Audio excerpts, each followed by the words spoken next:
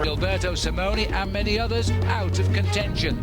It was, though, a courageous day for one of France's tarnished yet beloved riders, as Richard Baron conquered the stage and became the 4th race leader.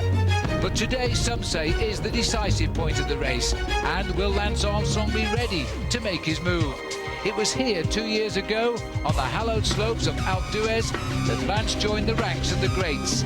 He'll look to repeat here today, as the Alps get even harder. It's stage 8, next on OLN.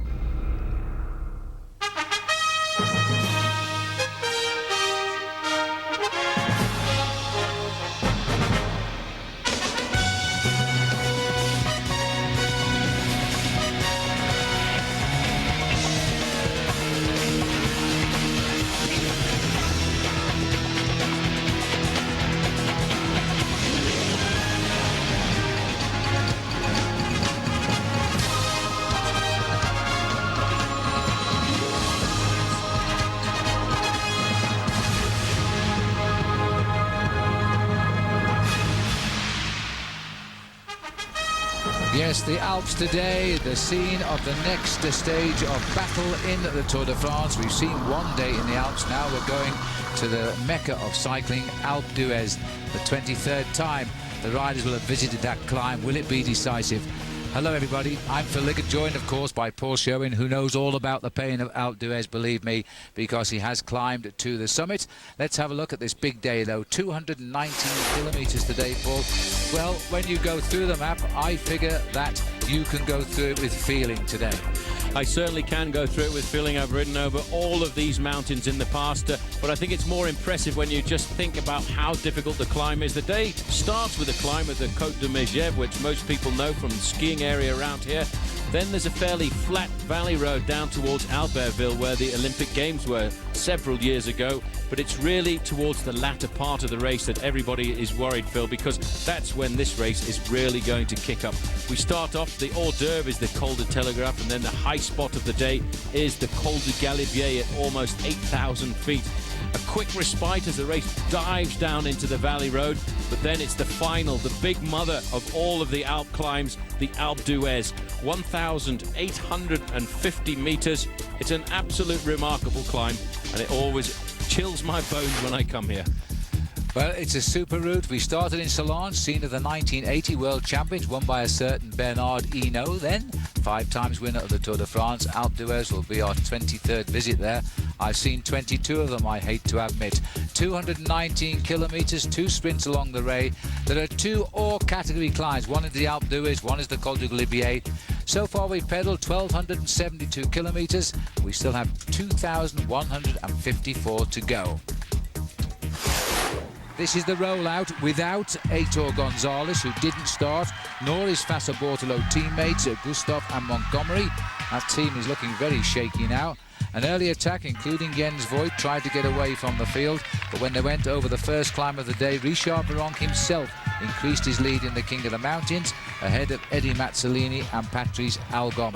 Down the twists and turns of the Côte de Megève, they moved on to the Côte de Rafour at 30 kilometres covered. This time Virenque out-sprinting George Hincapie and Lance Armstrong, again moving clear in the King of the Mountains. Then we went down to Albertville. Nicolas Portal had started his move. He was 35 seconds ahead there, ahead of Thor Hushovd, who beat Baden Cook to the line in a great sprint, but Cook has increased his lead slightly in that green jersey competition. He got 2 points here for that. But by the time we got to Saint-Michel de Maurienne at 121 kilometres, then the leader had been joined, Portal, by Renier, Fedrigo and Axel Merckx. They didn't really contest this. Axel Merckx went over first, Fedrigo and Renier taking the places. We're now looking at Paolo Bettini. Yesterday he was in the break. He was caught by his teammate Richard Baron. Baron went on to take the stage and the yellow jersey. But today we are now seeing this man working for his new leader for as long as possible. All of the riders that matter are in that group at the moment. As I say, Heitor Gonzalez, winner of the Tour of Spain, did not start today. We're looking here at Gerrit Glomser, Paul, who lost time with Simoni yesterday. Same group for him. He's now trying to make amends. He's trying to catch up with the leader. Some big names lost some serious time yesterday. Not only did Gilberto Simoni get blown out of the back of Lance Armstrong's group, but also Santiago Botero. It's a surprise to see those two men suffering on the first day in the mountains, and already on the start of this climb, Santiago Botero has been left behind. The man who won the Tour of Italy this year, Gilberto Simoni, is still holding on to this group, but I was so surprised to see him drop yesterday on what was a very large group at the summit of the Col de la Ramaz. This is a good day, though, Phil, tactically for Armstrong, because not chasing down Vironque yesterday put the yellow jersey onto the shoulders of the Frenchman, and he is using his team over the next few days to try and keep hold of that lead. That takes pressure away from US Postal Service, and Armstrong can sit back and let somebody else do all of the work. All going according to plan at the moment, we think, for Armstrong. This is now Glomser. He's already passed Axel Merckx. He's now passing here Frank Renier. Renier just holding on there. He's not far from the summit of the Telegraph, but I'm afraid the bad news is he's not far from the start of the climb of the Col du Galibier either. So there's only one man ahead now, and that is Pierrick Fedrigo. Now a change in the overall classification yesterday, and the new man in the yellow jersey, and the French are delighted on this Centennial Tour. Richard Vironque leading by 2 minutes 37 seconds over Lance Armstrong, who maintained his second place. He was only 1 second behind his teammate Victor Hugo Peña. Aldag third, great ride by him. Other stars, Yoshiba Bolocki is still very much in the frame. He lies in 6th place. Jan Ulrich is there too in 9th place. Acevedo completes the top 10. Tyler Hamilton, with his broken collarbone, hasn't conceded that much. He's 20th. Stefano Garzelli, a former winner of the Giro d'Italia, he's in 25th place. Botero had a bad day, 68th now. And Gilberto Simoni, worse, 12 minutes now behind and wallowing in 74th place. So as they continue the climb, this is the man who's got rid of the 3 riders he was with. There is a massive crowd on every mountain top in the Alps today. The ones the race go over, of course. We'll see huge crowds on the Galibier, and I hope we see the bike riders on Alpe d'Huez, because the crowd there, I reckon that there could be 400 to 500,000 people there. I can't believe the number of people who were still coming up last night at 1 o'clock in the morning when you and I were trying to drive up here. That's why I didn't like the spectators. I have never seen so many people up here, Phil. It's wonderful. And even the deviation as we got closer to the finish was packed with riders. 198 riders started the Tour de France, and there are a lot less than that here right now, and many of them falling by the wayside. 183 riders for the moment still left in the race, but I think, Phil, the big news of the day is the decimation of Fassa Bortolo, the team of Alessandro Patacchi. They started this Tour de France on a dream note with 4 stage wins to their sprinter Alessandro, but after that we've seen them fall by the wayside. Yesterday, 2 abandons from the team. That was Patacchi and Marco Vello, and today 4 more riders have fallen away. Look at that. That's quite remarkable when you think about it, Phil, that Fassa Bortolo can only have 3 riders left in the bike race. I don't recall it so early in the Tour. It's quite remarkable, and even Rabobank have done very well. They lost 2 riders in the first road stage because of that dramatic crash. A lot of other teams also losing themselves 1 rider. But I think more importantly, the big men at the top end of this bike race, Lance Armstrong and his US Postal Service team, have got all 9 men still in there. But so too as the man from Germany, Jan Ulrich. This is the top of the Col du Telegraph, and you can't tell me that cycling is losing its popularity. Nobody would try that, because in Europe it's as popular as ever. Over the top of the fabled Col du Telegraph, and we might get a glimpse of Henri de Grange here, because this is on the way down, as we might see his statue. It's a massive statue. I'm sure our cameras will show it. The founder of the Tour, which is now 100 years old. So Pierrick Fedrigo of France, fittingly enough, has taken the prize at the top. Well, he gets a bit of respite here. It's a magnificent day here, Phil, in the Alps. It really is a scorcher in the Valley Rose. 35 degrees Celsius. A lot cooler as we get up towards the summit, but Armstrong today sitting in an armchair as he allows another team to do all of the pacemaking, and trying to stay in the armchair at the back of the group, wearing number 51 there.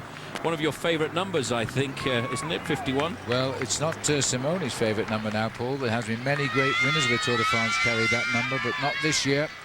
Our helicopter's in for a busy day today as he picks a course between the Alps and finds our riders for us. Glomser is going to go over the top in 2nd place, the Austrian who for a 2nd year this year won the Tour of Austria. and has always been a strong man in the mountains, except yesterday when he rode alongside Simone in the hope he could revive him.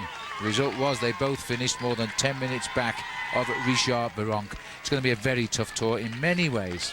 I think it was team orders for Gerrit Glomse yesterday to stay alongside the man that Seiko thought were possibly going to win the Tour de France and the Tour of Italy in the same year, but now starting 12 minutes behind, that is going to be a tall order for him to actually come back into any form of contention.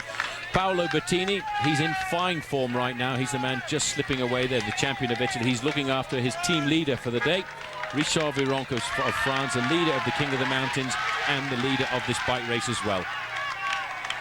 Well, we are looking now for the race for the minor points in the mountain. I'm quite sure Richard Virenque is ready for that. The clock is counting on the first man over the top, Pierrick Fedrigo.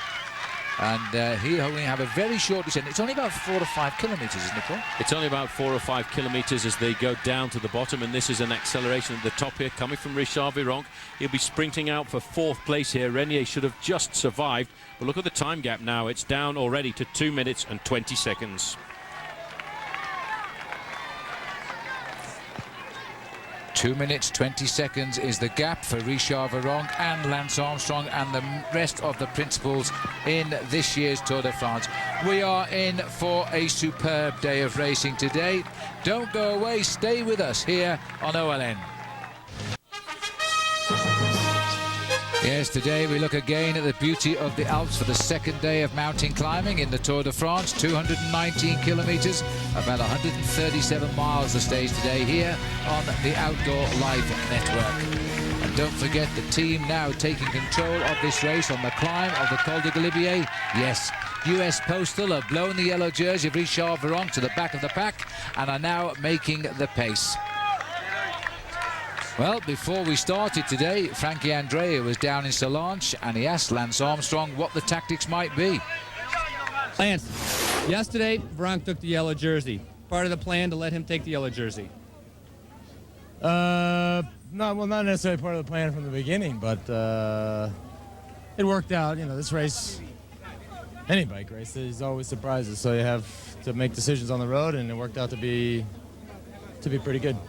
Today, Alpe d'Huez, the plan for the team. Are you going to try to distance yourself from some of the rivals or allow Richard to keep the yellow jersey? No, we'll try to make the race as hard as we can. I mean, it's a big opportunity, and there are not many days like this. So if you expect to win, then you better start doing it today. So we should see Lance Armstrong attack today. You'll see in a few hours, I guess. I'll see. We'll all see. I mean, every day's different. I feel good. And I know the mountain well, and I love the mountain, so I'll give it my best. Thank you, Lance. Oh dear, the last time Lance said he loved the team time trial, he went out and won it. We'll know soon whether it's going to happen again at Alpe d'Huez. That's the situation of the team in the overall classification at the moment. Lance is second, 2:37 behind. A lot of men still around him. 4th, Rubiera, 5th, Heras, and 8th, Beltran. And then the workhorses of his team, Hincapie, Peña now way down, was the early leader, lost over 25 minutes yesterday, so he's 23 minutes behind the leader. So as we're looking down now at the peloton, and we've got 5 members of US Postal now setting the tempo at the front. Right on his shoulder is Jan Ulrich. Just off his back wheel there is Joshiba Bolocki. I think they are the 2 names that Lance Armstrong will be paying most attention to now. Gilberto Simoni again in trouble today, losing far too much time, as has indeed Santiago Botero, and one of his other arch rivals didn't even start today, Aitor Gonzalez. He's out. So the riders continue to really struggle on the slopes of the Col du Galibier, that big bunch at the bottom. This is now the capture of the leader of the day so far. He was the first over the top of the Telegraph, and now Pierrick Fedrigo has been swept up by the Armstrong group. Just one man out in front, and that is Gerrit Glomse.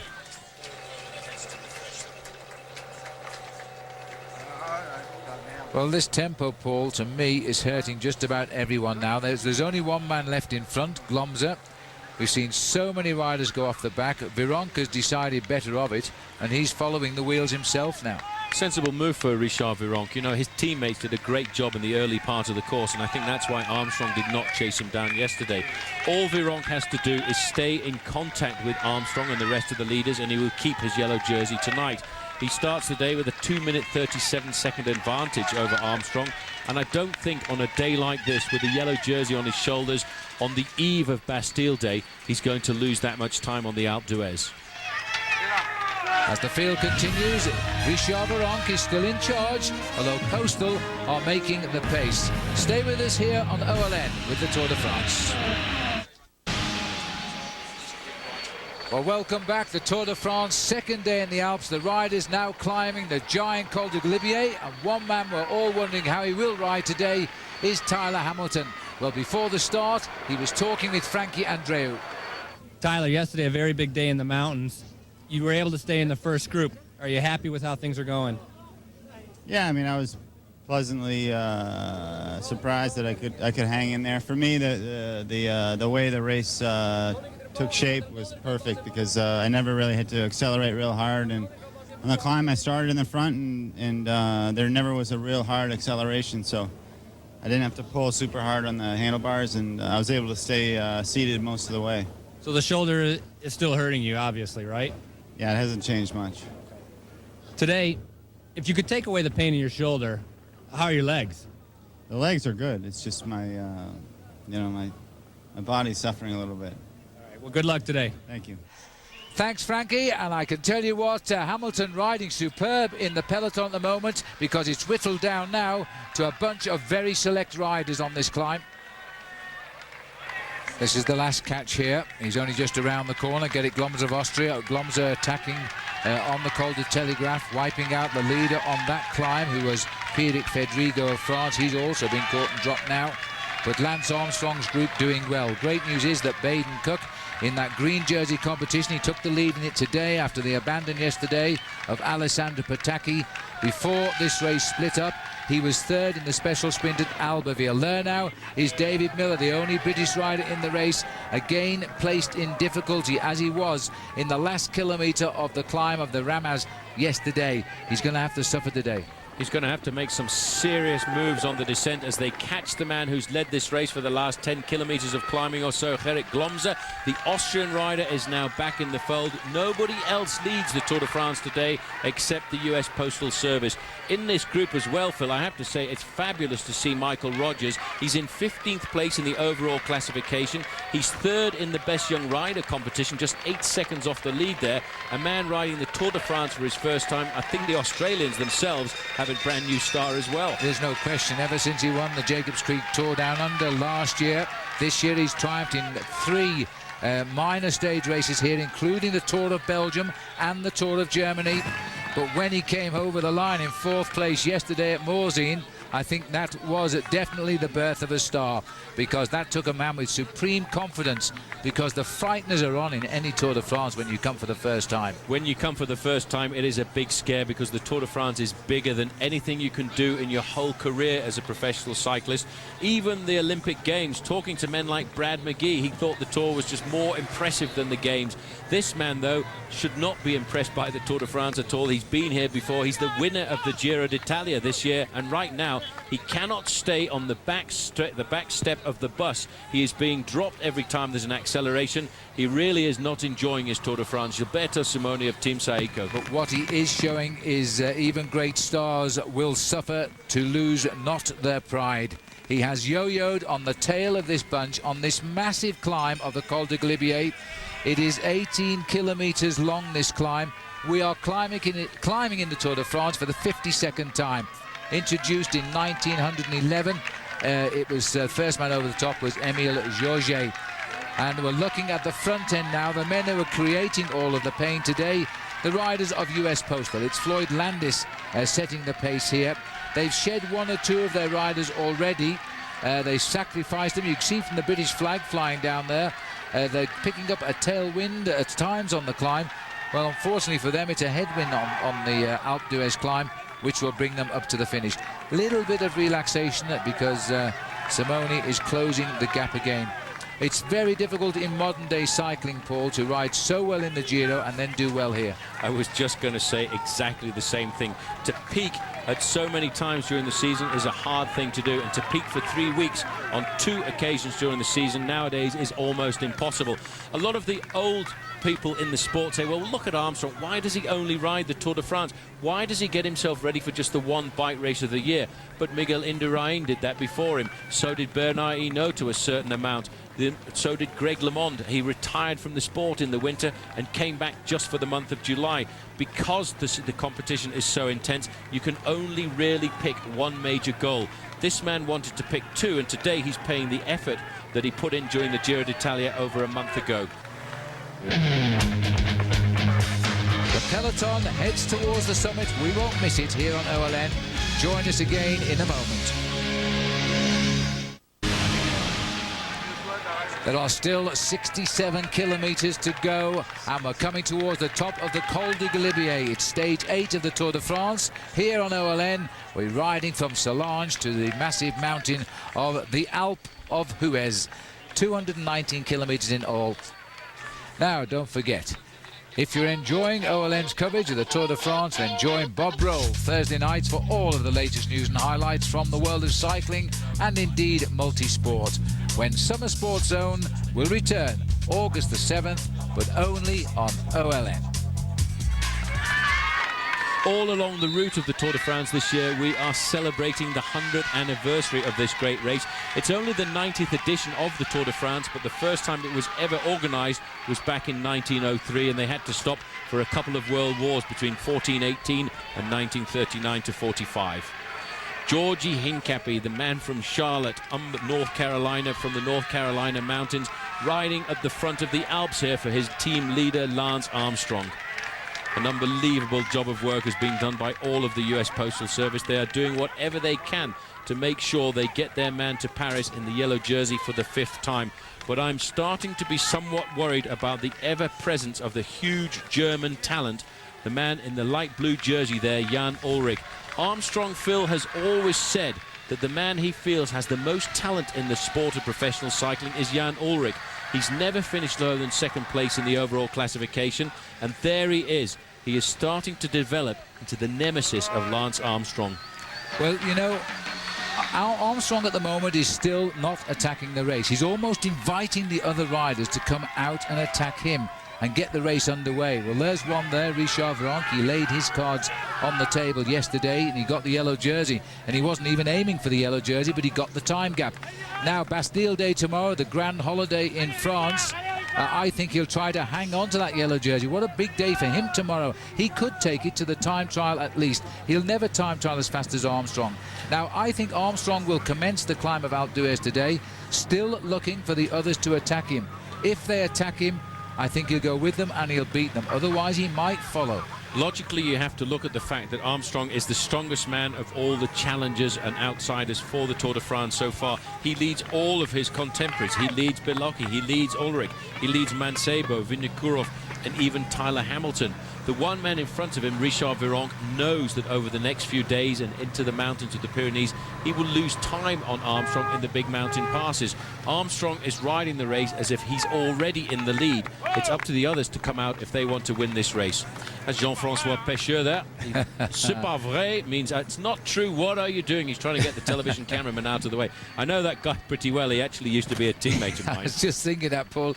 He's a marvellous, like a typical Frenchman, so expressive when he sees people doing things they shouldn't be doing, leans out the window and shouts, "Oi!" and pushes them to one side. We were getting nice shots till he came along. We certainly were. I was just thinking, Paul, while you were talking, you know, Simone will not give up. He's hanging just about 10 feet off the back of that bunch. That is a powerful man. That's a strong man with a good character. It's guts. And he's getting his way up to the summit. It's absolute guts. It's pure metal, and it's metal that makes a serious champion. We're looking further down the slopes here. This is the group that is being led there by the champion of Italy, Paolo Bettini. This is the elite gruppetto for the moment. They're just surviving over the slopes of the Col du Galibier today. They will take a very fast descent down into the valley and then hope to survive and stay inside of the time limit. The battle is being done at the front. This group, the Gruppetto, is still 5 kilometers to go to the summit. That's 3 miles of racing. Ouch. Don't remind anybody. We go further up the mountain, but this is slowly losing ground. Here we have the leading group with 3 kilometers to go. They're 2 kilometers ahead, and they are still a large group here. Still George Hincapie, who is proving to be a great all-round bike rider. He was out with sickness at the beginning of the year. That might be big towards the profit of Lance Armstrong later. We're nearly at the top. We'll just take another short break on OLN. And welcome back. Well, we're just a little bit further along the road here now towards the top. We're about 2 kilometers from the summit of the Col du Galibier, as the tempo being set, as it has been, all the way down.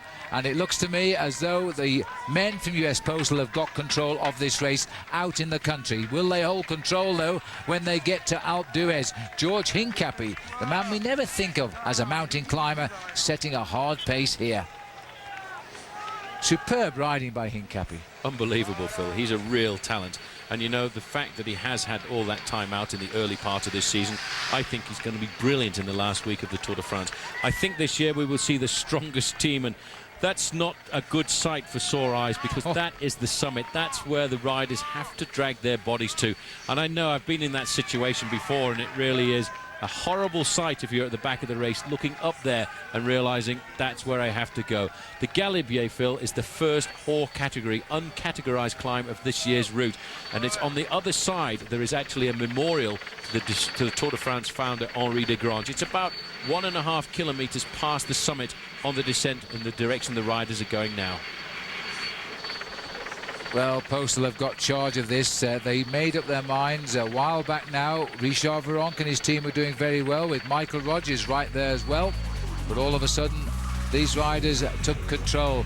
We've gone over the small climbs of the day. We've topped the Col de Telegraph. We're about to top the Col du Galibier.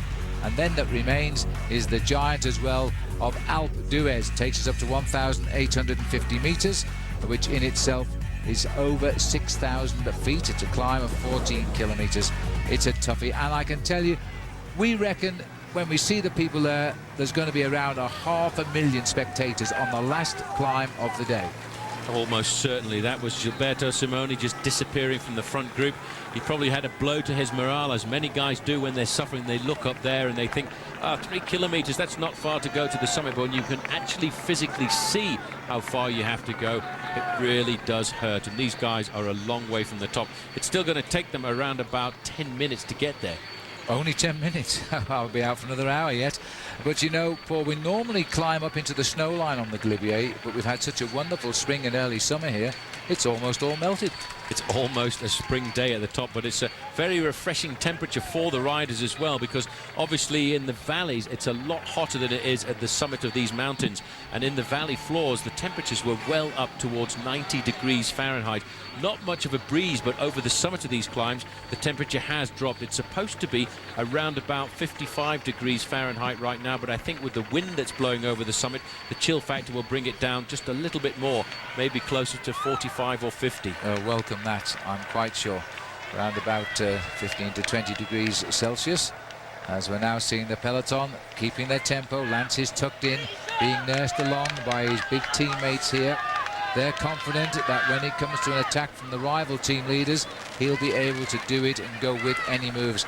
George Hincapie here, not dreaming of first place in Paris. His job is simply a pacemaker, to keep this tempo as high as he can for as long as he can, and then drop off. Yesterday he came in quite a way down after Richard Virenque and Lance Armstrong were finished, but he'd done his job well. He'd made the pace early on the Ramaz climb. Well, there's Father Christmas, but unfortunately the snow makes him look rather ridiculous stood on top of that caravan. He does, but Father Christmas, I think, gave Lance a very nice present yesterday, because I think he and his team had a fairly easy day in the saddle.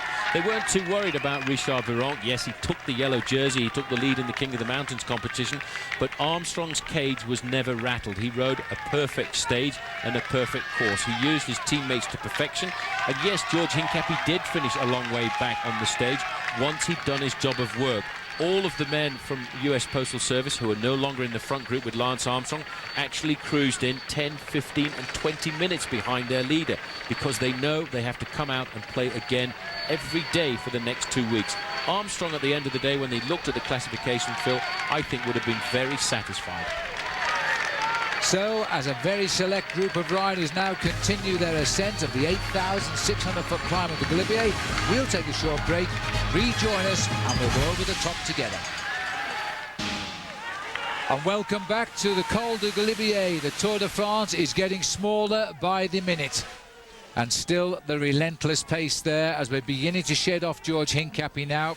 He was the man that set the pace. I was telling you, once he's done his job, it's his job then to simply get into the finish. There's something I can never understand or appreciate, Paul, that these riders who give 110% of their energy then arrive at the foot of Alpe d'Huez and have to get home and beat the time in it when they've got nothing left. That's the tough thing about being in a professional sport like this, but you get into a zone where you just ride at a pace which is not quite as painful as it would be if you were trying to stay at the front end of the bike race, but you still have to hurt to make sure you get inside the time limit, which on a day like today, which is going to be a very long stage, it'll be around about 6 hours in the saddle by the time the riders get themselves here.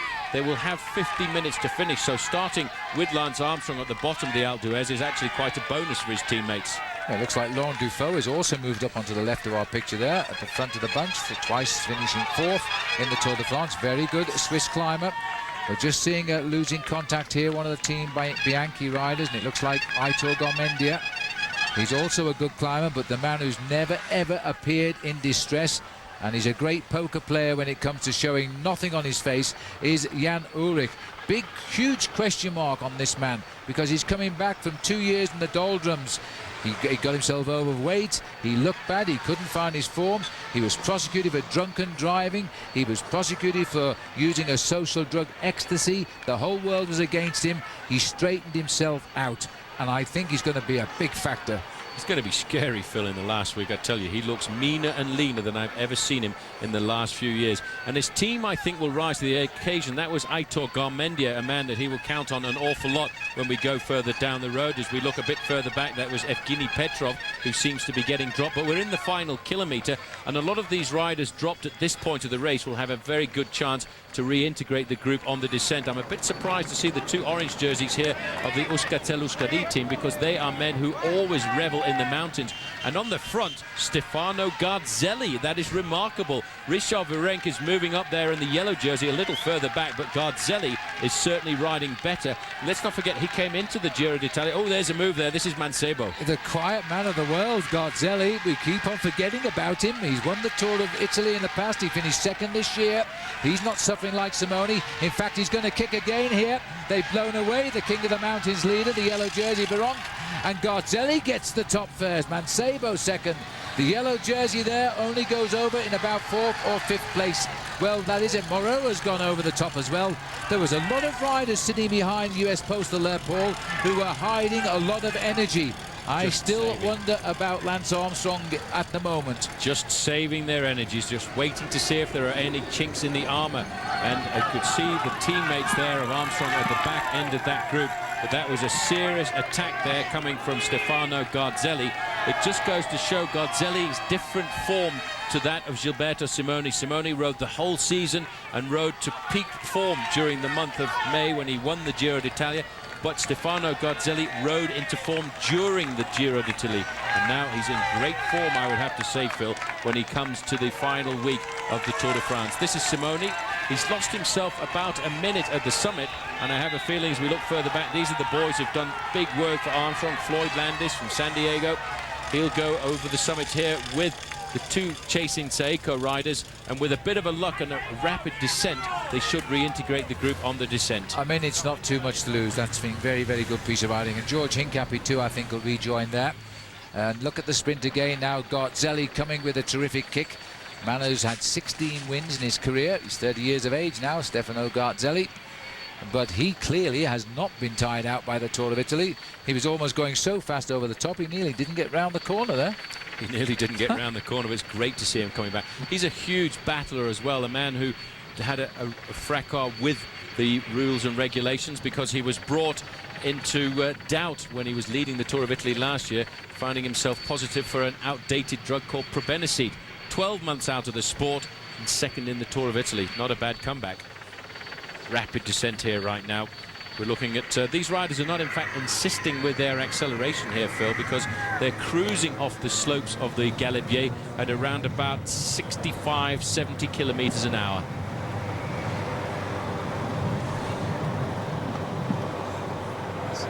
Well, they're on the way down the Col du Galibier, but the mountains are far from behind them for this day.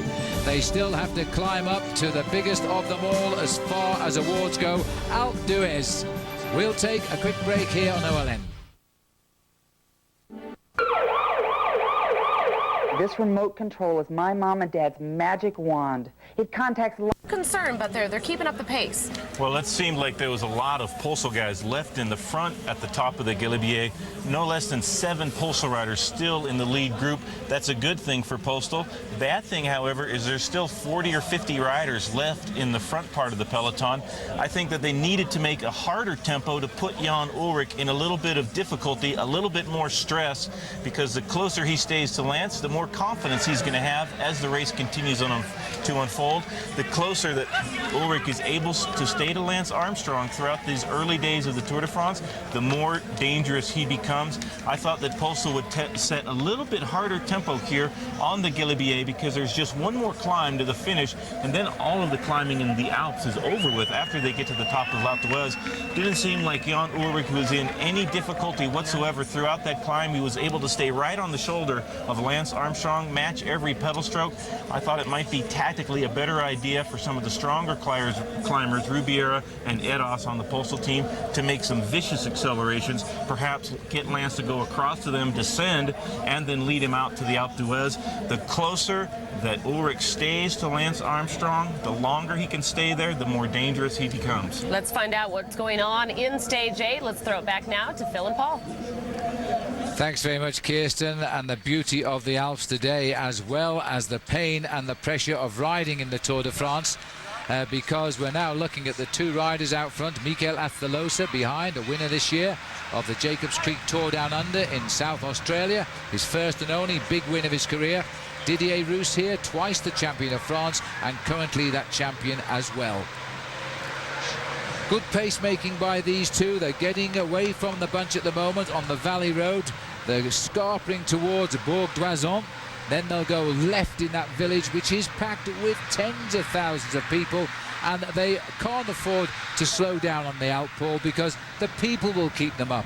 It's actually remarkable. I remember riding to the summit of the Alpe d'Huez one time, Phil, and I was way off the back of the race. But in fact, riding through the last 2 kilometers, it's not quite the same nowadays because the riders are protected with barriers.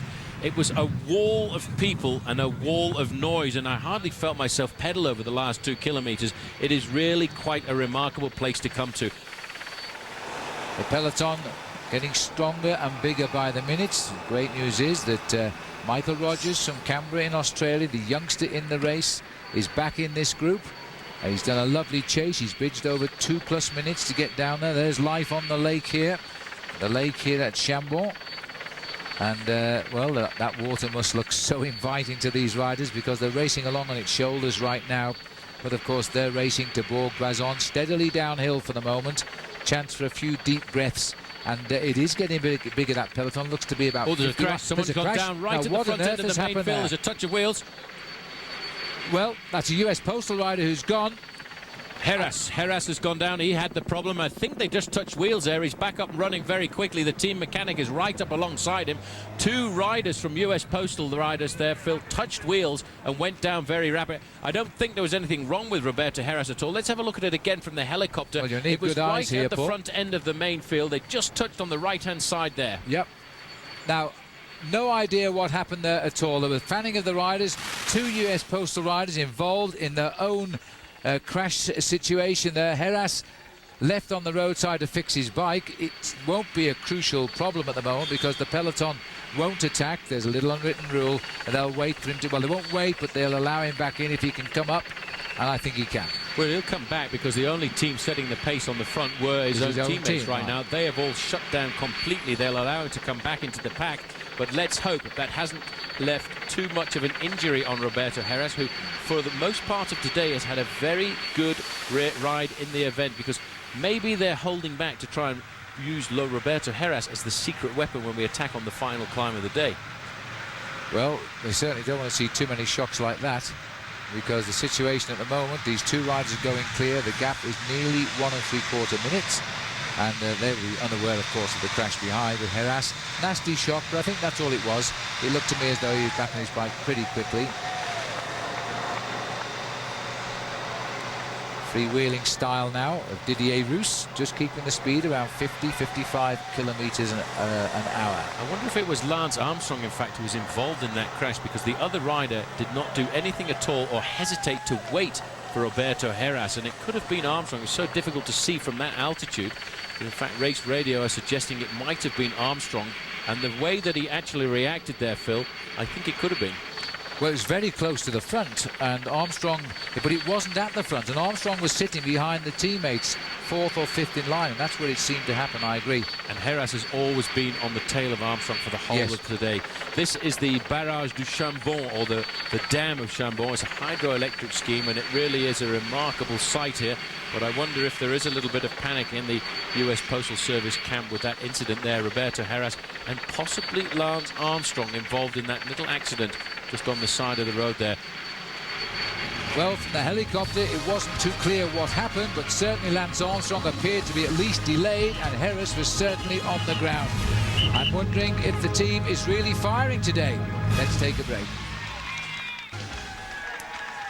Well, just riding no-handed here, the champion of France, settling in for what is shortly to be the attack of the mountain of Alpe d'Huez. Well, don't forget, we're taking a look at young and up-and-coming riders during our visitations on the Tour de France, thanks to Infinity, accelerating the future. And we're going to look this time at 24-year-old Sylvain Chavanel. He has the weighty task of being France's next great hope for the future. And that is pressure indeed when you consider that the last French winner of the Tour was in 1985 and his name was Bernard Hinault.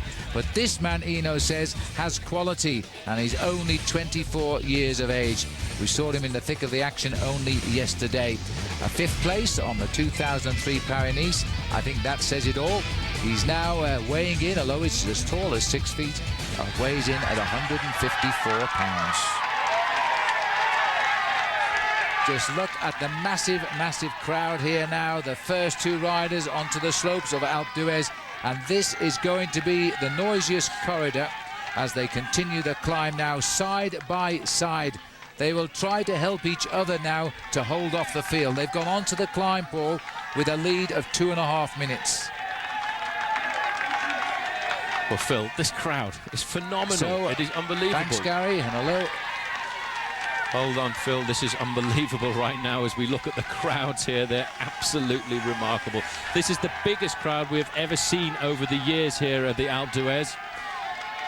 We're 13.8 kilometers from the summit right now. These two men escaped around about 40 kilometers ago. They've had a hard chase down the 40-kilometer valley descent, but right now the race has kicked up into their faces, almost banging them over the head as the race referee, and in fact the race organizer there, Jean-Marie Leblanc, looks back to see what sort of development is having behind. He wants to keep the race clear. He wants to keep the race wide. He wants to keep the race open because he knows there will be a huge battle. It's 2 minutes and 20 seconds right now, the difference between the two leaders right now and, of course, the men who are rolling along behind with the yellow jersey, the big favourites of the Tour de France, looking for a massive showdown. Virenque is there, the leader of the bike race. So is Lance Armstrong. So is Christophe Moreau. So is Gilberto Simoni and David Miller of the United Kingdom. Just looking at the face here of Mikel Astaloza, he's made a brave move away from the giant Col du Galibier. He's got to the slopes with Didier Rousse, but here comes the cavalry. The US Postal boys are heading the race now. They've got 6 men down there, and the 5 men are working for one. They want to launch Lance Armstrong into the attack. 2 years ago, Lance Armstrong wasted no time before the attack. They're putting the pressure on right now. Armstrong has sent his men to the front. This is Roberto Heras. He's been kept in arrears all day, Phil. He's been sitting behind Armstrong. He's been taking the pace from his leader, Armstrong, and right now they want to do something special. At the back, these boys have done the job. This man has disappeared. Georgie Hincapie has set an unbelievable pace. He's out of it right now. He's just going to cruise to the summit. They've hit him hard in the first kilometre. But this is such a typical move by the rider from US Postal. He's told his boys, flat out, peel off and get out of my way. Armstrong sitting third wheel here and just waiting for the move. Richard Virenque, the man who won yesterday, rapidly losing ground. If he loses 2.5 minutes, Armstrong will be in the lead. Armstrong has got 3 very good climbers around him. Manuel Beltran, Roberto Heras and his old teammate Chechu Rubiera. The race is blowing apart. Rubiera looks like he's taking over the pacemaking now. Armstrong, cool as a cucumber, right on his shoulder there. Alexander Vinokurov. This is the damage that's being done at the back. Well, David Miller got into this group after a great descent of the Col du Galibier. He's just ahead of his teammate here. Number 66 is David Moncoutier. Miller just ahead of him, but already under pressure. Alexander Vinokurov there in the centre of our picture is defying the attack here by Rubiera and Lance Armstrong. Richard Virenque trying to recover here from the early acceleration. The big 2 men we have yet to identify, and that is Joshiba Bolocki and Jan Ullrich, but they will have been shocked by this move.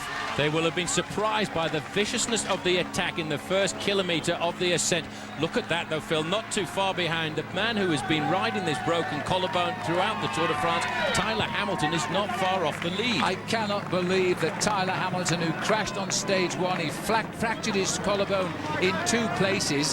The doctors keep taking x-rays to make sure he's not doing long-term damage. He's right there at the head of this race. It is totally incredible.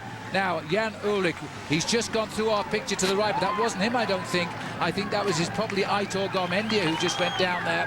We're looking now for the number of the yellow jersey. There he is, Richard Virenque. It'll take a while for our motorbikes with the cameras to get to the leaders. There is 500,000 people on the roads of Alpe d'Huez today. Armstrong has got his faithful lieutenants around him. Chechu Rubiera is the man on the front right now. Still in arrears there. To the right-hand side was Roberto Heras. Christophe Moreau is there in the green and white jersey of France. And again, they kick deep. They're looking for something special. Jan Ullrich is not anywhere there, Phil. Tyler Hamilton accelerates to get onto the wheel of Armstrong's train, but I haven't seen Jan Ullrich yet, and that's why they've gone hard. Armstrong is not really worried about Richard Virenque. He's got a 2-minute 37-second advantage in the overall classification, but Armstrong knows this man is not a long-term threat. The man he's worried about, the man he wants to put time between himself and today, is Jan Ullrich, and Ullrich for the moment is not there. But sat there in 4th wheel is Tyler Hamilton, who is in so much pain when he steps out of the bicycle because his right collarbone is still broken in 2 places. It is unbelievable he can ride even these slopes alongside a man like Armstrong. This is guts, this is courage. This man stayed in the Tour de France. We asked him on many occasions, why are you doing it? Is it because it's the Tour de France? He said, no, I've got phenomenal form this year. I want to ride well. I want to finish the Tour de France. I cannot believe what he's done, Phil. He crashed on day 1, a double fracture to the clavicule, and he's still in the bike race, and he's still accelerating. He's still looking comfortable. He's now on the wheel of his former team captain and team leader, Lance Armstrong, and he doesn't look like he's suffering too much. They're friends off the bike, and that's unusual. When you leave the team of Lance Armstrong, you don't stay friends either, but they are friends, and now they're going to have to fight each other on Alpe d'Huez. And I see also that Iban Mayo, the great hope from Spain, has also latched on in that orange jersey. Missing, though, Joshiba Bolocki and Jan Ullrich and all of the fancied men. And this in itself is amazing. Number 18 here, Marcus Serrano, a good climber, but not in the class of those riders going clear. The yellow jersey of Richard Virenque and Michael Rogers of Australia on the right there. This young man who finished 4th yesterday and is flying the flag for Australia, still in amongst the second file of riders on this massive climb, which is absolutely crowded with people, and this will continue now for the next 9 miles or 14 kilometers to the summit. Looking at Heras here, Heras just riding so strongly on the front. He was on the floor not 5 miles back. He's now riding to try and launch his team leader to the front. That looks like it might be Jan Ullrich just ahead. This is David Moncoutier here. The yellow jersey of Richard Virenque. I think Vironk riding sensibly. He couldn't go with that initial surge, but he's not lost his position yet. Phil, a couple of years ago when the race came here and Armstrong won, Richard Vironk lost himself 2.5 minutes, but he didn't have the yellow jersey on his shoulder. This is the front of the race. The attack's coming right now. Astroloza trying to get rid of the French national champion Didier Roux in second position there, wearing number 181, the leader of the Brioche La Boulangère team. But the gap now is actually inside of 50 seconds. Here is big Jan Ullrich. He's alongside Stefano Garzelli. Not too sure where he is on the actual road here at the moment, though. We'll have to find out as we pick up all the rest. The head of the race is Mikel Astolosa and Didier Roux. Astolosa trying to get rid of Didier Roux at the moment. This is the next group on the road. Roberto Heras, Armstrong, Hamilton, Mayo, Vinokurov. Here comes Bolocki, and just behind him Lyseca. Look further down now. There's no sign of Ullrich. He must be much further down the mountain here. There he is now, led by Garzelli, trying to get back into the race. This is clearly now a big fight because there was initial surge, but it has come back and slowed down. These boys might well close in. There's the attack, but was it good enough? Because the race is not over yet. Stay with us on OLN. Just 10 kilometres to go here on the climb of Alpe d'Huez on stage 8 of the Tour de France. Those two riders are still there, Didier Roux and Astoloa, but there is a lot of attacking behind, and now Yoshiba Bolocki is having an attack himself as well. This is an amazing climb. We thought that maybe Heras had started the move, but it hasn't proved to be so. Well, Paul, now it's up to Lance Armstrong. Heras was the man who started all the work at the bottom of the climb. Well, there's Heras the attack. Heras is there, and Armstrong has seen the attack coming from Yoshiba Bolocki. The Once riders have been sitting in the wings all day. They've been sitting there in great numbers. They've been waiting to come up with this attack, and right now Yoshiba Bolocki has gone. Put the hammer down. Armstrong is going to ask a lot of Roberto Heras this afternoon, but Roberto Heras has been sitting in the wings, just waiting to try and turn up the screws when he could. This is a great and brave move by Yoshiba Bolocki, second in the Tour de France last year. Hamilton is in this group, and the two riders from Euskaltel-Euskadi are also a major threat. Yoshiba Bolocki said this morning he's ridden the Tour 3 times. He's finished third twice. Last year he finished second to Lance Armstrong. He says, if I can't win it this year, I shall reassess my chances in the future, and I may never ride the race again. So this is a big attack for him. It's a huge attack. He wants to attack Armstrong anywhere that he can, but the damage is doing, the damage of the attack is incredible. He's caught the two leaders. He's number one on the road right now. This is a superb attack by Yoshiba Bolocki, the man who could haunt Lance Armstrong, second to him last year. If he wins this stage, if he drops Lance Armstrong, he'll be one of the first men to do that for a few years. He will be one of the first men to put Armstrong into difficulty. Armstrong didn't look like he was panicking there right now. He'd allowed the attack to develop. He was using his teammate Roberto Heras to the maximum of his advantage. He's got Heras up there alongside him. Iban Mayo is very comfortable. Tyler Hamilton is looking great. This man is going to ride high into the overall classification at the end of today. Armstrong is just sitting and waiting. Well, look at the face to the right of Armstrong. Tyler Hamilton here. He's pulling out the performance of a lifetime on Alpe d'Huez. Where is the best place to do that in the Tour de France? It is right here. We're climbing it now for the 23rd time in this race. It has never failed to produce a dramatic finish. This rider here has said he doesn't want to ever finish second again in the Tour de France. He wants to win it. We didn't believe he had the legs to attack Armstrong. He has proved us wrong. At 10 kilometres to go, Richard Vironk has already lost 2 minutes on the group containing Lance Armstrong. He's only got 37 seconds left to keep himself in the yellow jersey. He's going to lose it. I thought he'd keep hold of it. He's on the eve of Bastille Day, the 14 Juillet. The yellow jersey of Richard Vironk has popped, but right now Armstrong is being put under threat by Yoshiba Bolocki. He needs to pull him back before the summit. Let's not forget too, our camera's staying with the likely projected final winner of the Tour de France, but there are still two riders leading the day in Astoloza and Didier Roux. Oh, sorry, they've already been passed by. It's all happening so fast on this climb. We're looking at Armstrong. I am beginning to think, Paul, I don't believe Armstrong is going as well as we thought, because this man is too proud to allow an attack. He's too proud to allow an attack from Yoshiba Bolocki. He's always reacted to them in the past. This is the leader of the bike race. This is Richard Vironk. He's way down the course right now. He's being joined there by one of Jan Ullrich's teammates who's coming up alongside him. This, in fact, is Felix Garcia Casas. but Belocchi has now got a 12-second advantage over Armstrong. That is not a major panic, and in fact Armstrong himself, race radio is telling me, Phil, has taken up the pacemaking himself. He's got no choice now. He's used all of his teammates up. They're all due to fall behind, but look at Tyler Hamilton hanging on to the coattail of Armstrong as he continues with his broken collarbone. If he jumps out of the saddle, you'll see his face wince with pain. The doctors take him away at night, they examine him and tell him if he is doing any long-term damage. And he comes out of those examinations smiling. Comes out of his examination smiling. He's got a joke for everybody. He's raised the morale of the team. I cannot believe the way he's sitting here on the shoulder of Lance Armstrong. And if you get a glimpse at his jersey there, which is open to try and keep him cool, he's got a bandage right across his broken clavicule, which is quite remarkable.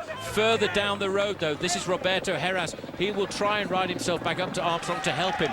But I think your question here, Phil, has been answered. Armstrong is slowly pulling himself back to the attack here of Yoshiba Belocchi.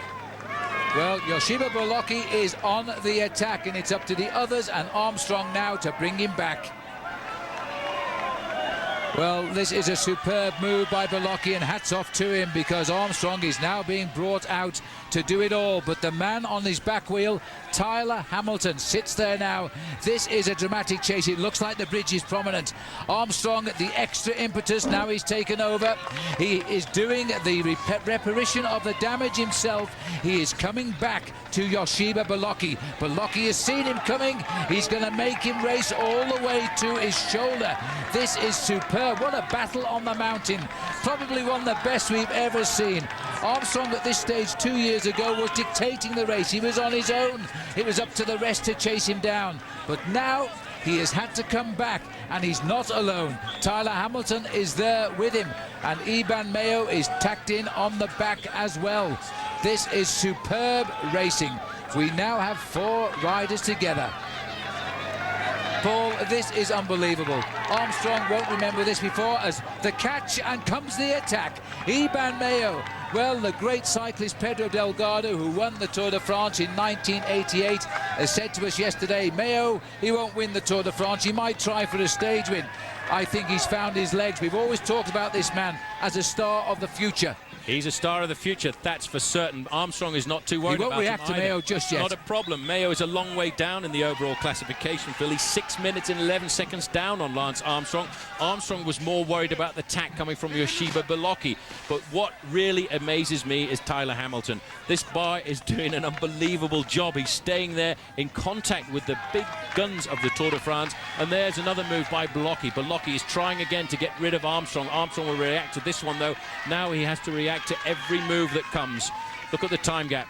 This is the gap now between Iban Mayo and Armstrong. It's 10 seconds. It's 2 minutes and 22 seconds back to the group of Richard Viron, and he does not... Oh, Hamilton's gone. I don't believe it. Hamilton has gone this time. He's attacking Lance Armstrong. It hasn't worked. Armstrong's reacted. Belocchi also going. Once you have one attack, you have another. We've never seen a climb like this before. We've never seen anybody attacking the leader quite as repetitive as this. They believe he's vulnerable. They do. Actually believe Armstrong can be beaten. The only way he can be beaten is if several riders attack him consistently over and over again. And that's what they've decided to do. That's what the big leaders of the Tour de France say that they will do to try and dislodge Armstrong from the top. You don't catch him out like that, though. And in fact, there's another rider coming forward here. It looks like David Echavarria of the Euskaltel-Euskadi team. What a superb piece of cycling we are witnessing here as they attack and counter-attack. Well, as the riders come round yet another of these numbered virages or corners on Alpe d'Huez, these are 5 men locked together, so evenly balanced on the climb to the finish. We won't miss very much. It's Hamilton now as we take a break. And welcome back to the slopes of Alpe d'Huez, a mountain we've seen 23 times, but never have we seen attacks like this. We are looking at Iban Mayo now, flying up this mountain as if it was a flat downhill section. I don't believe what I'm seeing here. This man is driving on. Federico Echeverri of Spain has won up here, and this could be the next man. This is a massive crowd, Paul, and this man is just going up this hill as if the road is flat. nobody can stay with this guy. You look at the way he's pedaling right now. His speed is phenomenal. He really is opening up a gap over Lance Armstrong. It's 35 seconds to Armstrong. The yellow jersey of Richard Virenque I don't think will stay on his shoulders this afternoon. Yoshiba Beloki digging deep right now. He's trying to get rid of Armstrong. Armstrong has responded to every attack, and I cannot keep a count of how many times he's been attacked so far. Well, just look now as we see Beloki, and this has got to be an indication Lance Armstrong is not the man he has been these past 4 years. Riders have not been able to counter any attacks he's made, especially on the slopes of Alpe d'Huez. They are going to take a lot of confidence from this. Armstrong is sitting there, though, still on the shoulder of Beloki. For the moment, because of time lost already in the opening week of the Tour, Iban Mayo cannot get the race lead, but he is gaining time. While this rider here, Richard Virenque, is losing time, he is losing the yellow jersey, and it is almost certain Lance Armstrong will be the leader tonight.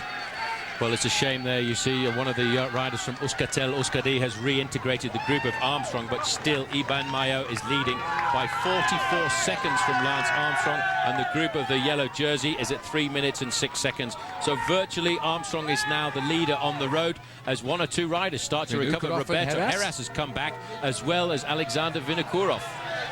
Well, that's an indication that they have slowed down, because climbing back into the race here, Alexander Vinokourov and Lance Armstrong's faithful assistant, Roberto Heras. Heras, a brilliant rider in his own right, a former winner of the Tour of Spain, and he has now come back to see if he can offer any help to Lance Armstrong at this most crucial stage of the climb. The fevered crowd here, they've been standing up here for a week waiting for the arrival of this race. I wouldn't discount Lance Armstrong too quickly, though, Phil, because all he's doing at the moment is countering the moves of the people who he sees as being dangerous in the overall classification. He's not worried at all about Iban Mayo. He knows this man can climb superbly, but he feels he's got the better of him in the long time trials that are still to come. And he starts the day 6 minutes and 11 seconds behind the American.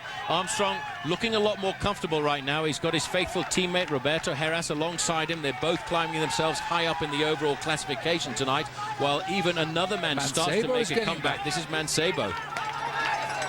He looks a little bit laboured, but he is slowly dragging back his quarry here on the steep slopes of Alpe d'Huez. This Alpe has been climbed 23 times. It has never seen a battle like this. Well, this is Francesco Mancebo as he comes around that corner. He's about to hook up with the cream of the Tour de France. Iban Mayo is out in front of them all.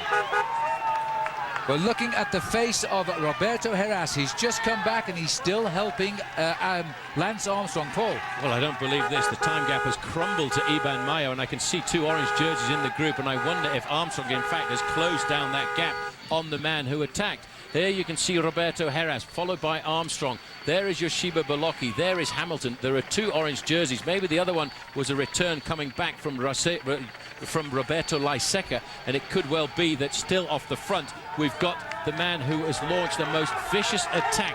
This man who is regarded as the next future of Spanish cycling, Iban Mayo. Iban Mayo, 25 years of age, a professional for 4 seasons now. He's had a brilliant start to the year. Ever since he turned pro, he gave a hint he could one day challenge and maybe win the Tour de France. This is an incredible scene, though, because Lance Armstrong, thanks to the fact that this man has come up, that he is now, Heras has come up, he's now joined him at the front. Well, we're looking at Michael Rogers of Australia with the yellow jersey and teammate Richard Virenque. Everybody is suffering as Lance Armstrong wrestles now to regain control. Let's take a break. And welcome back to the Tour de France. There has never been a stage like this on the slopes of Alpe d'Huez. And I mean never. It has been a superb battle, and now we have the Spanish rider Iban Mayo leading the charge through thousands of people on the slopes. Armstrong organising the chase from an elite group. Well, it must be a wonderful feeling. Over the years, Paul, we've seen all the greats of world cycling carve this way through a corridor of people alone.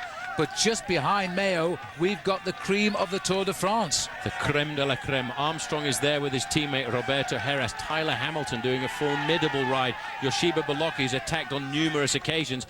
But the great news is that there are a lot of riders coming into the group from Euskaltel Euskadi. Roberto Laiseca has come back, and so has Jaimar Zubeldia.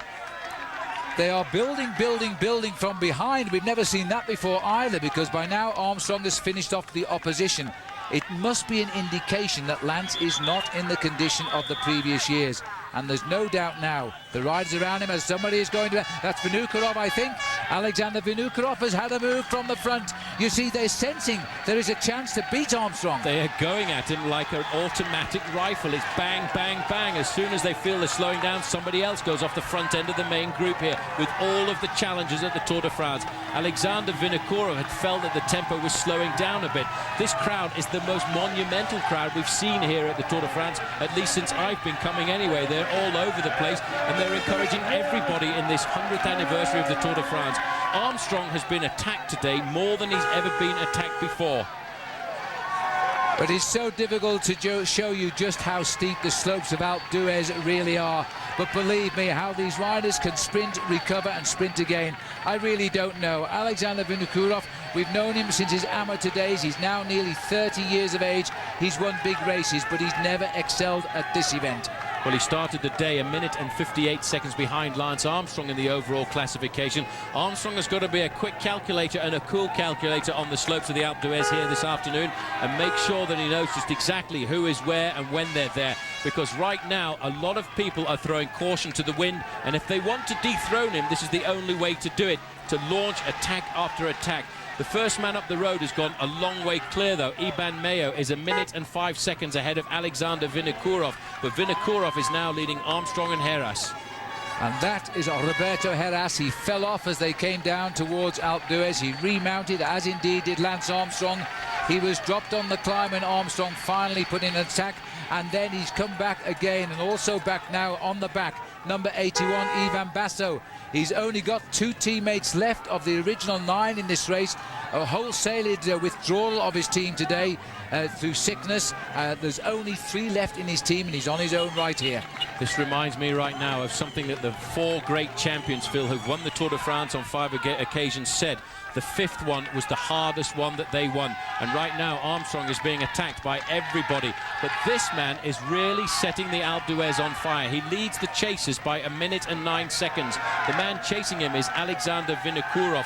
Vinokurov started the day a long way down in the overall classification, number 21 position for him, 2 minutes behind Armstrong, but they know if they want to beat the American, they've got to hit him, and hit him hard every time it goes uphill. And let's not forget, in days gone by, it was the hills that were Armstrong's terrain.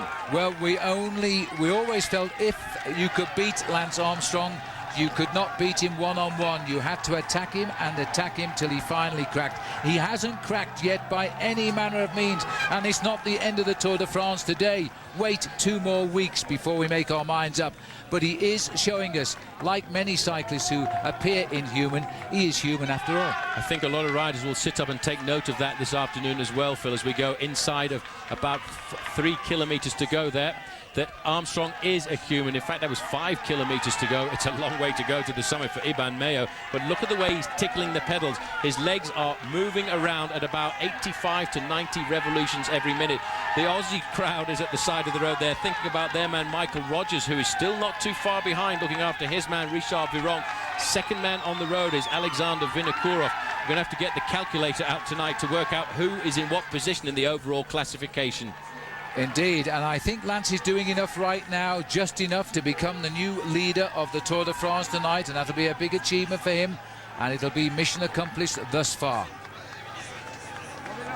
But as we're looking at the cream here, trying to organise themselves, Armstrong is fighting to hold this thing together, while Richard Viron, I think, is saying goodbye to his jersey. Can Mayo win the day, though? We'll know soon. And welcome back to the Tour de France. You are looking now at an attack here by no less than Tyler Hamilton, the limping hero of the Tour de France, with his broken collarbone as well. This is how he did it. He suddenly sensed the lull in the race just outside 3 miles from the top of the climb and the finishing line. He has made his move. It's unbelievable. Well, just look at this. We've now switched to the front of the race. Iban Mayo is still ahead by about 1 minute and 18 seconds. Alexander Vinokurov of Kazakhstan is chasing him. Tyler Hamilton is trying to rid himself of the rest of this race. You can see the bandage around his shoulder, just trying to keep it in position. Armstrong is in 4th place. He very rarely rides like this in the mountains. He normally likes to dominate. He normally likes to wipe everybody away. He's ridden a very defensive race so far in the Tour de France, and it may well be that he's not in one of his great days and he'll have to save it for the Pyrenees. But Iban Mayo is revealing to us that he is a star of the future. He has ripped up this climb right now. His legs are ticking over as if there is absolutely no effort. But Armstrong is being challenged by his men, by his rivals. Vinokurov is weaving his way through this huge tunnel of people and noise. Iban Mayo, in his first Tour de France last year, finished a rather indistinct 88th place overall, but we know he's worth a lot more than that.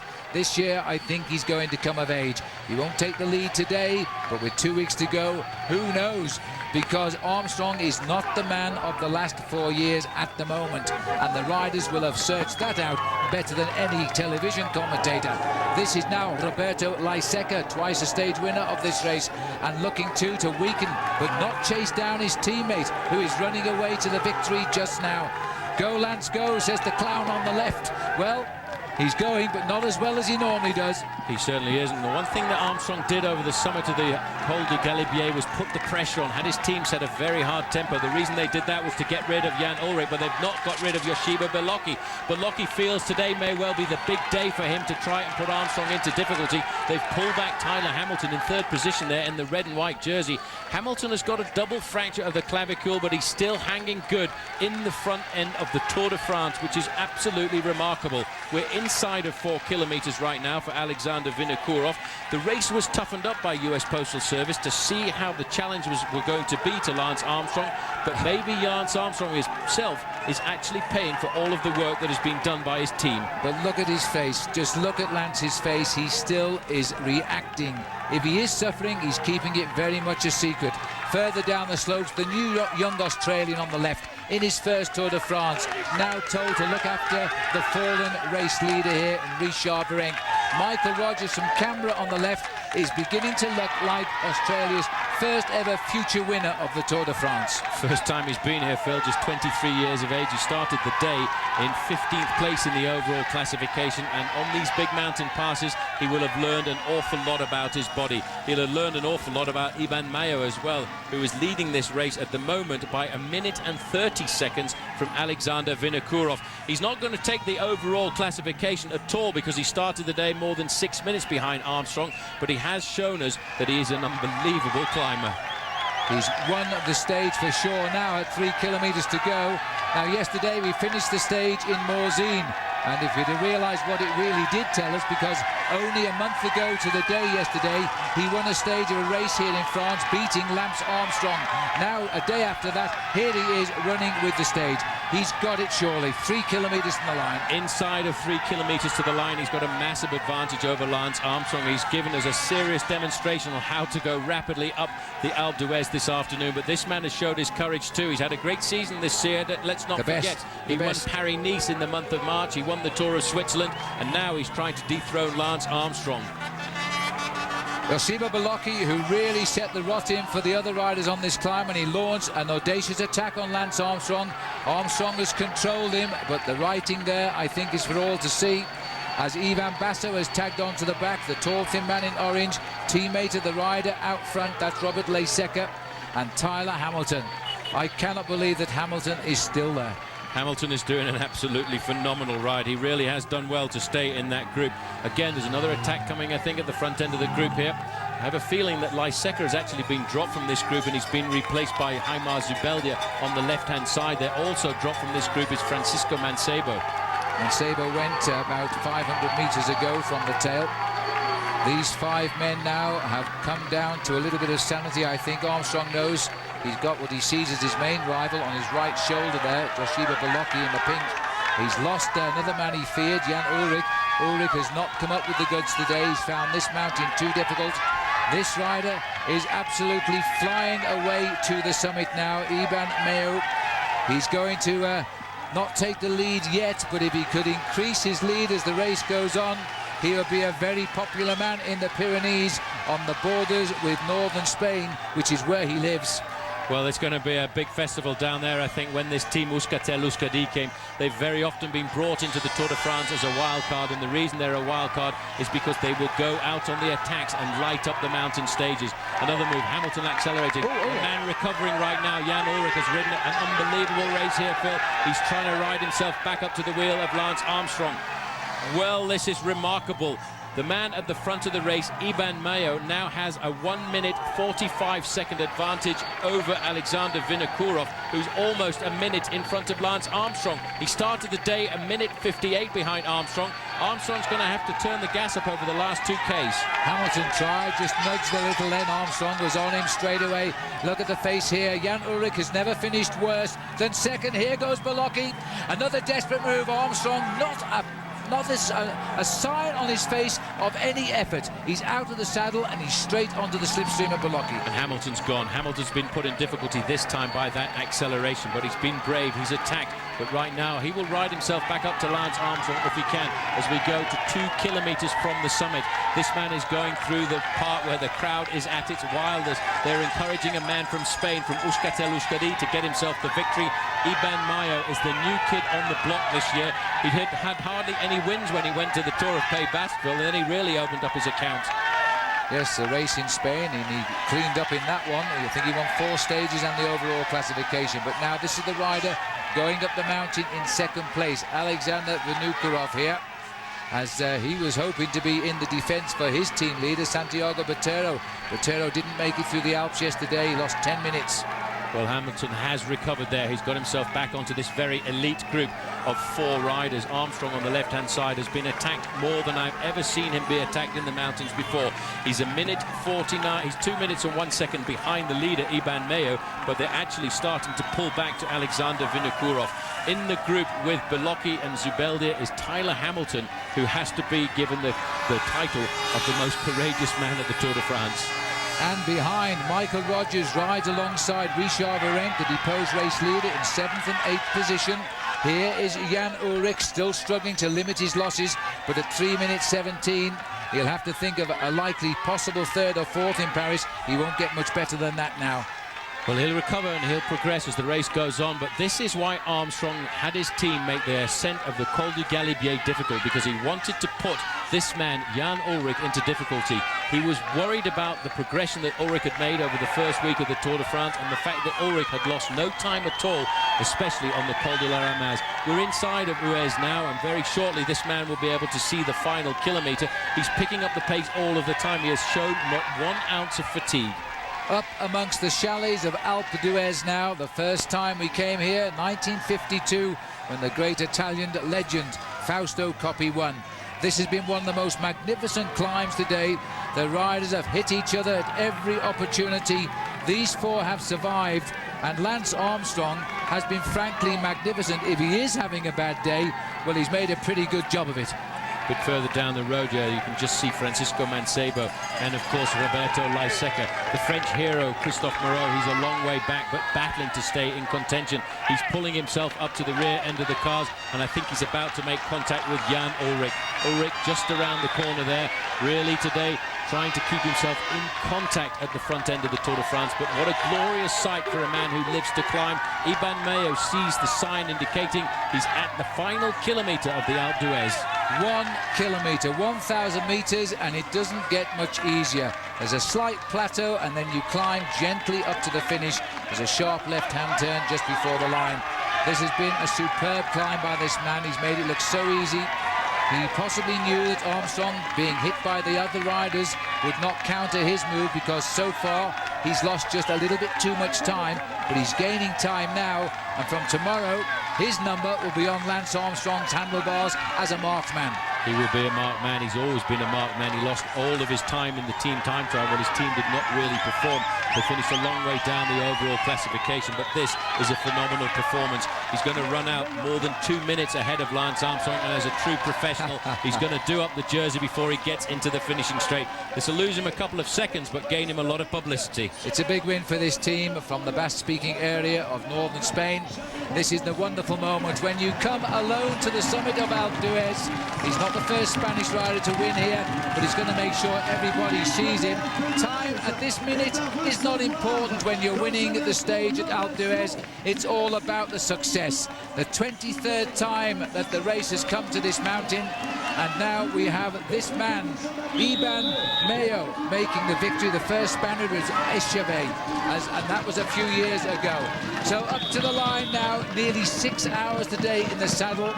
He's going to make the most of this. It always seems a long way to the finish. The other riders, though, are going to have to sprint it out. But the Spanish will enjoy this moment, and in particularly those who come from the Basque country. They love their sport of cycling. This man now is an absolute hero back home. An absolute hero. The man who's attacking, though, here further down the slopes is Alexander Vinokourov. He's inside the last kilometre as well, but I tell you one thing, he's not got very much more than about 20 seconds advantage over the group containing Armstrong, Berlocki, Zubeldia and Tyler Hamilton. But it's been a glorious day for Euskaltel-Euskadi. They have done what they wanted to do at the Tour de France, shine in the mountains. One day in the future, though, Phil, Iban Mayo is going to come back here to the Tour de France and think about overall victory. The group of Lance Armstrong has swelled over the last few kilometres. Mancebo has come back, so has Ivan Basso, number 81 on the right-hand side. And just getting onto the back end of the group there is the man Roberto Leitsecker. What a great ride by him, and Zubeldia is there too. And Euskaltel-Euskadi with 3 men, 1 finish, 2 here. They've won the team of the day. That might well put them in the lead in the team race, and that is going to complete a wonderful day. But don't let's forget, this Tour de France has 2 more weeks to run to Paris. There'll be plenty more stories to tell yet. Alexander Vinokourov started off with his second win in the first big race of the year from Paris down to Nice. He scored in the World Cup Classic Amstel Gold Race in Holland. That's their biggest one-day race, and now he's coming home in second place here. This is a good ride by Alexander Vinokourov. He could yet be a man for a place in Paris in 2 weeks. Looks very, very determined. Waited till they'd all attacked one another, chose his moment and went for it.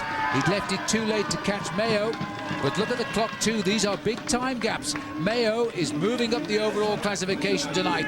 Vinokourov heading up as the clock counts him down. Well, it's a good move by Vinokourov. He's got himself an advantage over Armstrong. He's not done enough to get himself into the yellow jersey this evening because he started the day 1 minute and 58 seconds behind Lance Armstrong. And in fact, we're getting news that the yellow jersey is 8 minutes behind the leading riders.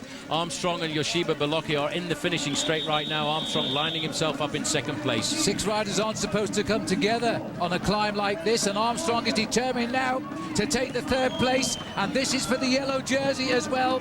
He may have been beaten on the climb, but he will be the leader of the Tour de France. The American, and that's a matter of honour, I think, has taken 3rd place at about 2 minutes and 13 seconds. Here is Jan Ullrich still to finish. So Armstrong will pull on the yellow jersey tonight. That is what everybody expected. What everybody expected was that Armstrong would not be attacked like he has been. Well, I didn't expect Richard Virenque actually to lose the yellow jersey on a day like this. He's a Frenchman the day before Bastille Day. I thought he might have recovered from that long escapade yesterday, but he's blown completely on the slopes of the Alpe d'Huez because of the work done by men like Roberto Heras and the whole of the US Postal Service team. Armstrong today, Phil, I don't think was too worried about the climbers. He was worried about one man. He toughened the race up for one reason, to get rid of Jan Ullrich. He was worried about the big German getting stronger as the race progressed, and he's now put a big time gap between himself and the German rider. Yes, he's going to be very happy with this. This man is also a little bit of a hero today. He crashed with Lance Armstrong or Roberto Heras on the right, and he's just going to be pipped on the line as Ullrich comes onto the line.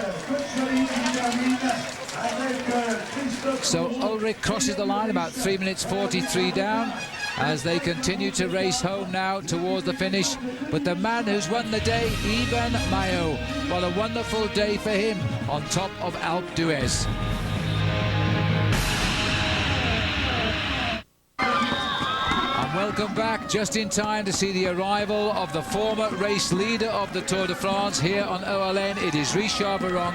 He doesn't look too disappointed. He's still the king of the mountains. In that respect, he scored well today until the final climb of Alpe d'Huez. He thanks his young man from Australia, Michael Rogers, for staying with him on the final climb as he crosses the line now out of the yellow jersey. So this is the stage result, sponsored by Pacific Life, and it is Iban Mayo winning by 1:45 over Vinokurov, 2:12 on Lance Armstrong, a sprinter principal there as he finishes ahead of Mancebo, Zubeldia, Belocchi, Tyler Hamilton, magnificent, in 7th and same time as Lance, Ivan Basso, Robert Leiseca. This was a great battle of the Alps, one we'll talk about for years to come. Well, what a wonderful day this was, the Battle of the Alpe d'Huez. A Spanish rider's win. Only Federico Echever's ever won up here before. Euskaltel Euskadi, they were given a wild-card place because of this rider, Iban Mayo, and he hasn't let the organisation down. He was superb today to get the stage win. Right, well, that's the stage winner. But what about the race leader? His name's familiar. Frankie Andreu is now talking to Lance Armstrong. Lance, very hard day this final climb. Are you surprised at the tenacity that the riders attacked you on the Alpe d'Huez? Well, they said they were going to attack, so I guess I shouldn't be surprised. It was a hard day. Definitely a hard day. I mean, long, hot. The Galibier was, you know, it's a tough climb just to get over in a training ride. So to race over it, had a little problem. I thought I was coming off on the Galibier. I just couldn't hold the wheel. So on the descent, one of the corners, I came out and I said, "What's that noise?" I looked down and the back brake had been rubbing for almost 200 kilometers. So I said, "Well, I have good news and bad news, Johan. The bad news is the brake has been rubbing. The good news is I figured that out. But I think I wasn't super today. I mean, I tried to hold the wheel, and hell, they were attacking like mad, and, you know, we'll see." Thanks, Frankie. Lance Armstrong, I think today really did have a tough time. So, as we look across Alpe d'Huez, and the mountain has revealed even more of its secrets this time around, but again, the lead is the same, at least. Lance Armstrong, overall now 40 seconds ahead of Yoshiba Belocchi, 1:10 on the great stage winner in Iban Mayo, 1:17 on Vinokurov. He's up to 4th, and Francisco Mancebo yo-yoed on and off the back, but stayed there in 5th. Tyler Hamilton, simply brilliant. He's there now in 6th place. Heras fell off and is still in 7th. Ulrich, still only 2:10 behind, sits in 8th. Ivan Basso 9th, and Jörg Jex continues to surprise as he holds on to 10th. And here he comes, Lance Armstrong. Well, his own confession, it wasn't a super day, but he's a superman who can resist everything. He is a leader of the Tour de France. I think this is his 47th yellow jersey in his race history in the Tour de France, and he's won the race, of course, already 4 times. His lead is not great, it's 40 seconds, but you have to start somewhere on the road to victory in Paris. Well, I think that's about it from Paul Sherwen and me, Phil Liggett. We're totally exhausted. That was a marvellous race to call, I can tell you. What do you think of that, Kirsten and Bob? All right, thanks, guys. Bob Roll, we knew this stage was going to be filled with action. I could never imagine how much action we could put into just a couple hours' time. Unbelievable stage today. We knew it would be an epic journey to Alpe d'Huez. Postal setting this race on fire. The Tour hasn't seen as dynamically and explosively competitive a stage in a very, very long time. Everyone taking their best chance to attack. I think it's because we haven't seen the domination we expected from Lance. He got the yellow jersey, but everyone took a shot at him. Belocchi was up there. Mayo took a big shot. Vinokurov, Tyler Hamilton attacking Lance Armstrong a number of times in the finale. We never would have thought that. Tyler, the most courageous man in the Tour de France, soldiering on. till he felt better. Now attacking in the mountains, unbelievable. Big loser, Jan Ullrich losing a lot of time to Lance Armstrong. So very good stage, though. What happened to Jan Ullrich there, though? I expected more out of him. Not enough racing in his legs, I don't believe. And when you come to the Tour, you have to be 100% ready. Not just training fitness, but 100% race ready. U.S. Postal and Lance Armstrong on top. It didn't really play out as we expected, but still, nonetheless, he is in yellow for tomorrow. Let's talk about Stage 9. Take us through this. About 190-kilometer stage shouldn't present too much trouble for Lance Armstrong and the Postal team, starting in Bois d'Ascent, going all the way to Gap. There's a couple of big climbs, but they're early on in the stage. Postal will need to control the tempo as the race gets back into the heat of the valleys. Long stage, I think it might be quite difficult, but I don't think Postal, looking so strong as a team, will have that much trouble defending the jersey tomorrow. Will Lance stay in the yellow jersey? I think he will, yeah. You think? Yeah.